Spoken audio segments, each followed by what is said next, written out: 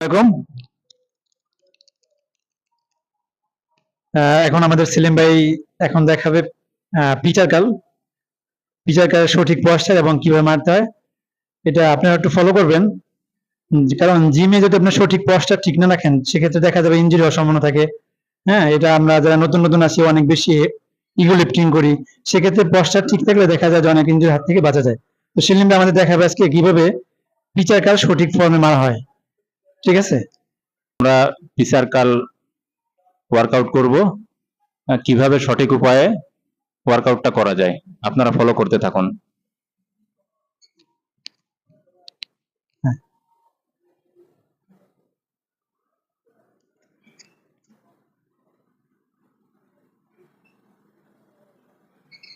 তো সেলিম ভাই কিন্তু হেভি বডি বিল্ডার, বাট এখানে সেলিম ভাই যে ওয়েট নিচ্ছে এটা কিন্তু সবাই নিতে পারবে না, নেওয়া উচিত হবে না, কারণ উনি অনেক বেশি ওয়েট নিতে পারে।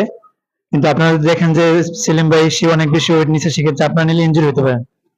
দেখেন যতটুকু যতটুকু ক্যাপেবল ওইভাবে ওয়েট নেওয়া উচিত।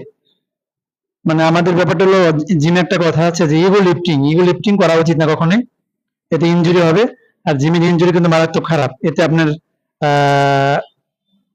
সারা জীবনের জন্য অনেক জিম করে বন্ধ হতে পারে। আমাদের উদ্দেশ্য যেহেতু জিম করে সুস্থ থাকা, সেক্ষেত্রে অসুস্থ হলে তো সমস্যা। Thank you.